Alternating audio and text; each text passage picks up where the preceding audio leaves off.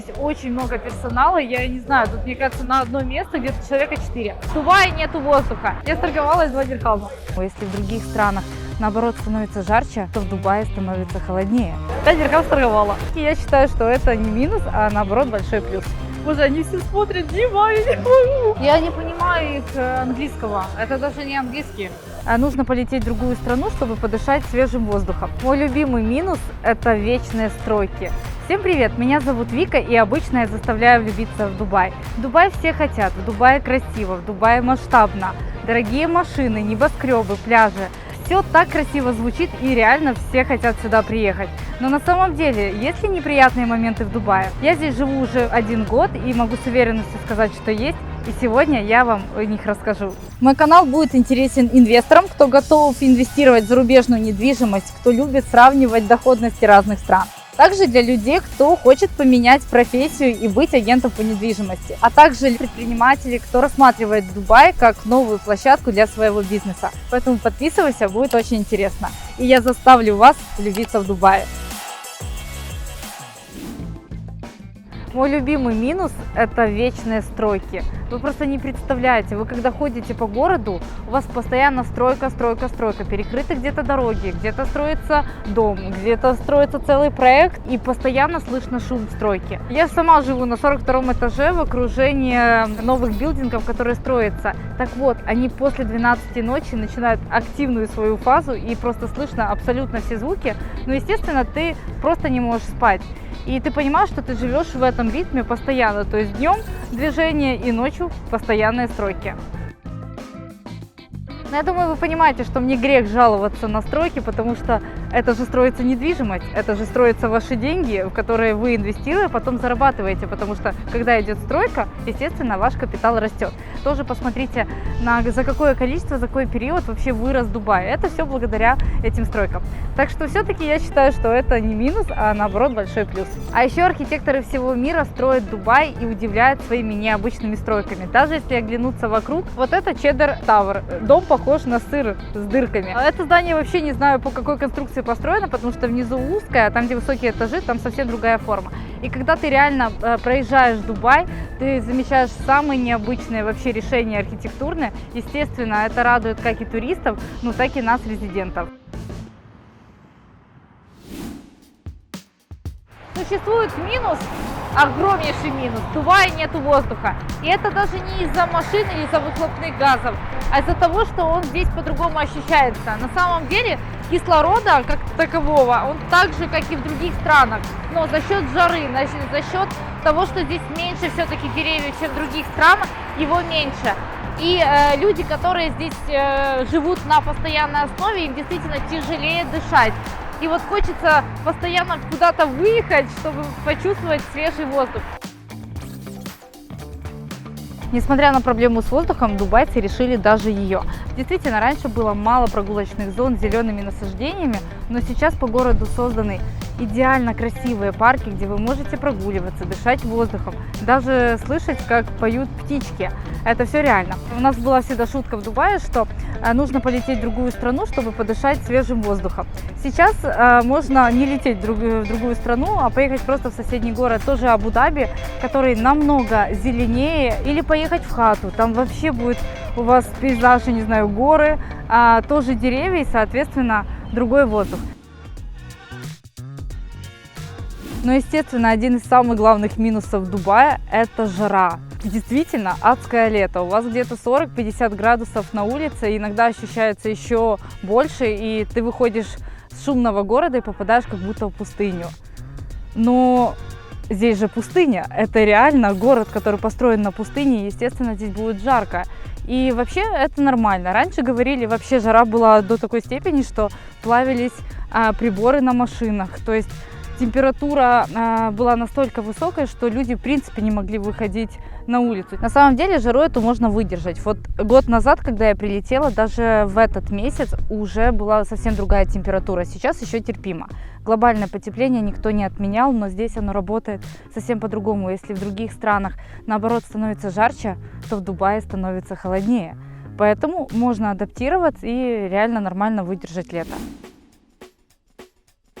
Один из дубайских минусов – это фраза Фраза «Inshallah tomorrow».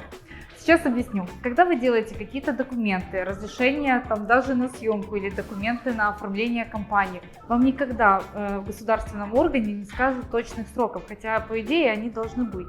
И просто говорят тебе в ответ на вопрос «когда?»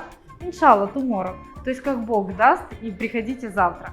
Поэтому иногда из-за вот этих сроков ты не можешь планировать себе, я не знаю, открытие той же компании или когда ты получишь определенную визу.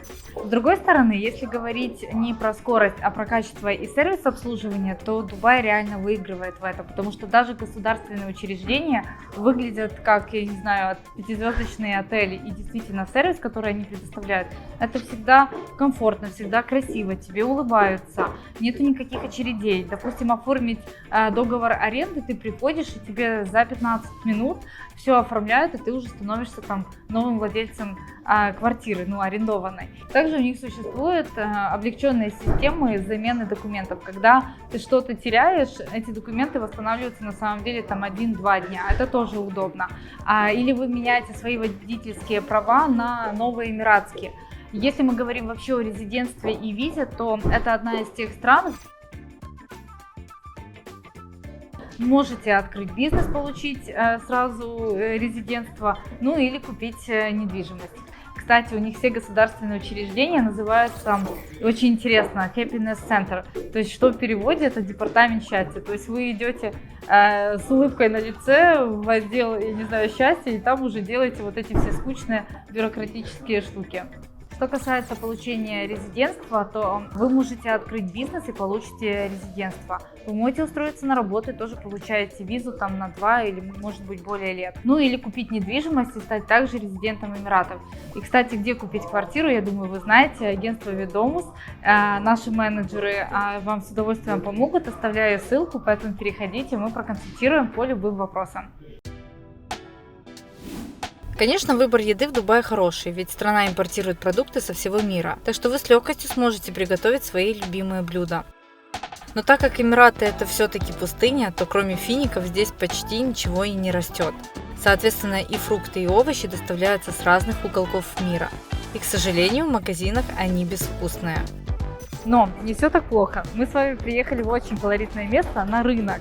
Здесь действительно самые свежие и настоящие фрукты и овощи. Естественно, мы можем это все, во-первых, попробовать и потом уже сделать реальную оценку, вкусное оно или не вкусное. Ну что, идем смотреть и пробовать. Так, что мы с вами будем пробовать? Я вообще хочу купить и фрукты, и овощи, но сначала, я думаю, протестим. I want fresh mango. Can I try? Yeah? Что мне нравится на этих рынках, что они очень красиво все выкладывают. Здесь очень много персонала, я не знаю, тут, мне кажется, на одно место где-то человека 4. А еще есть тоже одна особенность, я уже замечала ее на рынках, когда с тобой ходит человек, который тебе это все водит. То есть ты вообще не заморачиваешься, не носишь никакие пакеты, и потом это все привозит к тебе машина. Окей, but I want to try.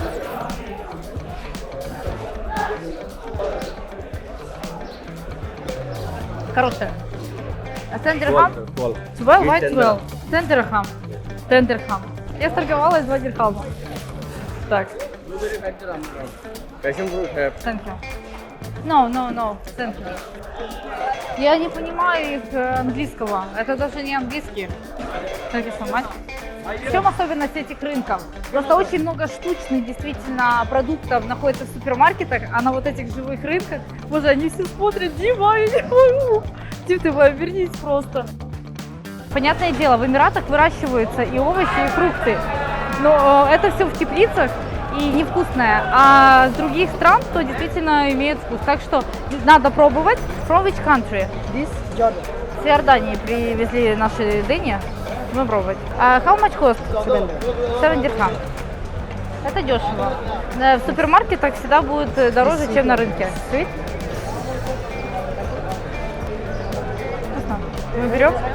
Сколько? Two, please. 20. And how much this one? This one 15 cents for 10. No, it's so expensive. 2 piece. No, it's expensive. It's like in supermarket. This No, one, I need one discount. I need Okay, discount. 10 дирхам, окей. 5 дирхам сторговала. Еще одна странная особенность, это не касается еды, но на рынке здесь 99,9% мужчин. Я не знаю, это либо те, кто здесь работают, либо продукты здесь женщины в Эмиратах вообще в принципе не покупают. Немножечко страшно, но нормально, весело. Они тебе все улыбаются и машут.